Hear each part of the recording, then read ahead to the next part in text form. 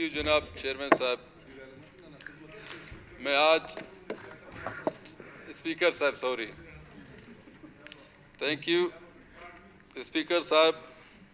मैं आज अजीज़ुल्लाह आगा को दिल की गहराइयों से मुबारकबाद पेश करता हूँ और ख़ास तौर पर हमारे पीडीएम के जितने हमारे इत्यादी थे हम उसके भी मशकूर है। उस लोगों ने हमारे सिलेक्शन में हमारे साथ दिए। जनाब स्पीकर साहब, ईरान में कुछ दिन पहले हमारे बलोचों के तकरीबन 20-30 लाशें गिरे हैं, 37। जनाब स्पीकर साहब, ईरान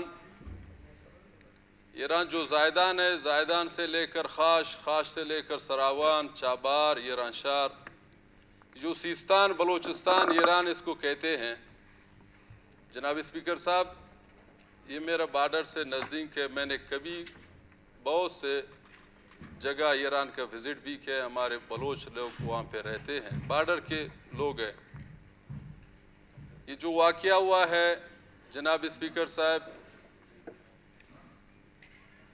ये वाक़या सारे अपने बेरोज़गारी की वजह से, ये पेट्रोल या डीज़ल या जो भी हो जाए बॉर्डर में, उस लोगों को वहाँ पे फायरिंग हुआ है। और सिस्तान बलोचिस्तान जो ईरान का शार है, वहाँ पे सारे बलोच निकले हैं। ईरान हमारे हमसाए मुल्क है जनाब स्पीकर साहब। ईरान एक पुरअमन इलाका है। हम ईरान गवर्नमेंट से पुरजोर ये अपील करते हैं कि ये जो बंदे शहीद हुए हैं जनाब स्पीकर साहब, इस लोगों की एक कमेटी बनाए हैं। इस लोगों का जो कसूरवार जो भी है वहाँ पे, इस लोगों को अदालत के कटहरे में ला के इस लोगों को जो जुर्म इस लोगों ने किया हुआ है उस लोगों को सज़ा मिलनी चाहिए। जनाब स्पीकर साहब, जो हमारे अपोजिशन ने रिक्वेस्ट दिया था बलोचिस्तान के अमन अमान की सूरत हाल में, जनाब स्पीकर साहब, कश्मीर डे था पूरा पाकिस्तान में। ख़ास तौर पर हमारे कायद मौलाना फजल रहमान ने तमाम डिस्ट्रिक्ट तहसील की अपने रैलियाँ भी निकालें कश्मीर के अवाम। मगर उस दिन जब ये रैली निकला कोयटा से, वारदात हुआ।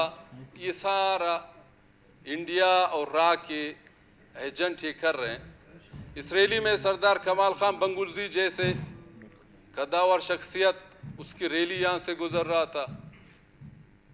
इसके मैं पुरजोर मजम्मत करता हूँ जनाब स्पीकर साहब। और ख़ास तौर पर हमारे मिनिस्टर साहब बैठे हैं, ज़िया लांगो साहब, एक नौजवान, एक निडर, एक बहादुर सियासतदान है। प्लीज़ ज़िया जान साहब, बलोचिस्तान के अमन अमान में आप दिन रात कोशिश कर रहे हैं। हम आपसे यही उम्मीद तवक्कुआत करते हैं कि आप इस बलोचिस्तान को अमन अमान बरकरार रखें। और अल्हम्दुलिल्लाह पहले जो भी हुए हैं, आप अल्हम्दुलिल्लाह अल्लाह के फजल करम से आपकी खूबियाँ भी हैं। आपने जितना वो आपका हुआ है आपने कंट्रोल किया हुआ है। बाकी जो इंडिया है, जो राह है, जो जनाब स्पीकर साहब वो कर रहे हैं पाकिस्तान और इस बलोचिस्तान में, तो उसको कोई रोक ही नहीं सकता है जनाब स्पीकर साहब। इसमें हमारे वो मिनिस्टर को आप कसूरवार नहीं समझे, ये उसका बस से बाहर है जनाब स्पीकर साहब। क्योंकि इंडिया वो दुश्मन है कि पाकिस्तान को कभी वो बर्दाश्त नहीं कर सकता है। उसके आंख पूरा बलोचिस्तान के सब जगहों में लगा है, चाहे वो ग्वादर हो, चाहे वो आपका सीपेक हो, चाहे वो जिधर भी हो जाए, वो इस बलोचिस्तान को पुरअमन के लिए नहीं छोड़ेगा जनाब स्पीकर साहब। जनाब स्पीकर साहब, बात आ गई बेरोजगारी और महंगाई में। जनाब स्पीकर साहब, आप अपना दिल खराब नहीं करें मुझसे। एक खान साहब बुलाया हुआ है, मुल्क में बिठाया हुआ है उस नहीं जनाब स्पीकर साहब, खान साहब जब से आया हुआ इस मुल्क में, इसने पहले क्या क्या बात किया, कंटेनर में खड़े होके मैं लाखों के हिसाब से नौकरियां दूंगा, घर बनाऊंगा, महंगाई को खत्म करूंगा। कहां गए हो मुबीन साहब, ये सिलेक्टेड कहां गए, ये बात कहां गए, अवाम सारे रो रहे हैं। मुबीन साहब, सिलेक्टेड इमरान खान इस मुल्क को तबाही में बेचारे इस मुल्क का बेड़ा गर्क कर देगा। ये मुल्क जनाब स्पीकर साहब, ये मुल्क इस तरह नहीं चल रहा है। जनाब स्पीकर साहब, महंगाई, गरीब लोग कहां जाएं? आप अंदाजा लगाएं, पेट्रोल, डीजल, चीनी, आटा, ये कहां, पहले देखें अभी आज देखें क्या क्या हो रहा है इस मुल्क में। और बेरोजगारी का जनाब स्पीकर साहब, CNW के हमारे 361 मुलाजिम को चीफ सेक्रेटरी साहब फजील असगर साहब पता नहीं कहां से इसको उठा के पैराशूट में आके बलूचिस्तान के चीफ सेक्रेटरी बनाते। जनाब स्पीकर साहब, इसने एक कलम से 361 BNR के मुलाजमों को बरतरफ के 10 साल जनाब स्पीकर साहब ये तनख्वाह ले रहे थे।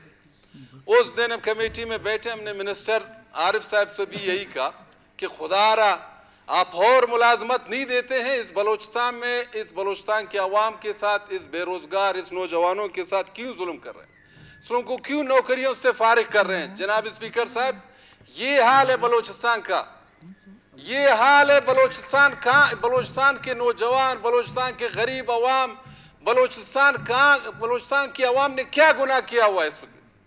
आपने तो हजारों नौकरियों का वादा किए थे, नौकरी कहां चले गए? आपने कहा कि मैं बलोचिस्तान को कहां कहां ले जाऊंगा, कॉलेज है, रोड है, हॉस्पिटल है, स्कूल है, किधर है? कुछ भी नहीं है, सिवा है जनाब स्पीकर साहब कुछ हल्कों में 2 अरब 4 अरब PSDP का उस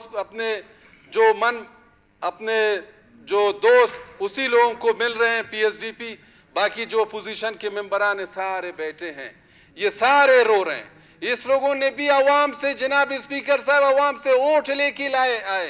इस लोगों ने अवाम के साथ वादा किया हुआ है, हम आपको बिजली, हम आपको रोड, हम आपको मुलाजमत, हम आपको ट्रांसफार्मर, हम आपको क्या क्या नहीं देंगे। हम लोगों ने वादा किया है, मगर हमारे साथ ये हालत है।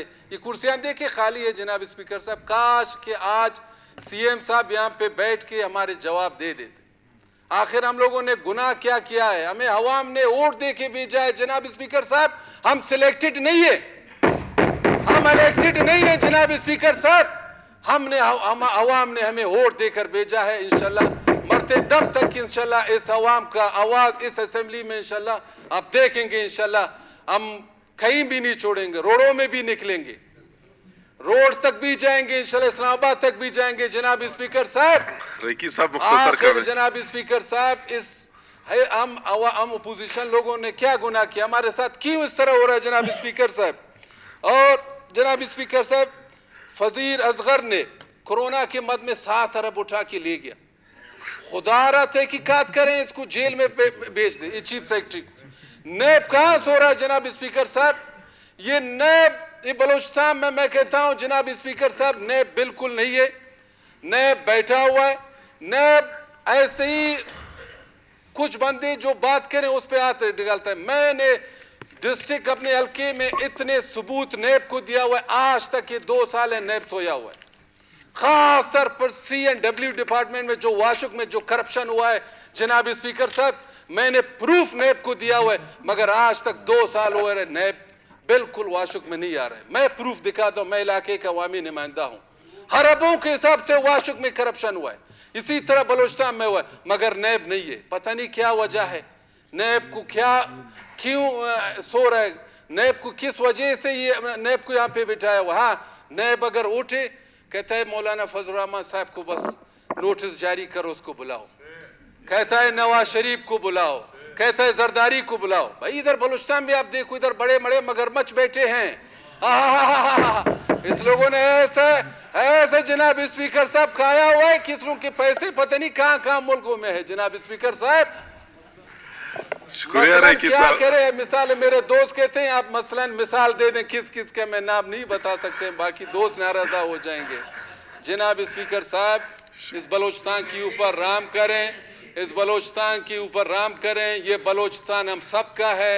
इस बलोचिस्तान के लिए, इस पाकिस्तान सरजमीन के लिए, इस पाकिस्तान सरजमीन के लिए इंशाल्लाह कुर्बानी दिए जनाब स्पीकर साहब, देंगे। पाकिस्तान हमारा मुल्क है, पाकिस्तान के लिए हमारे जान माल सब कुर्बान है।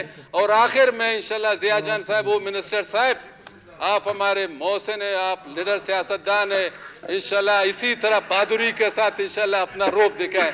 थैंक यू जनाब स्पीकर साहब। वो आखिर दावाना वल्हम्दुलिल्लाह रब्बिल आलमीन। शुक्रिया जी साहब। जी दुमर साहब।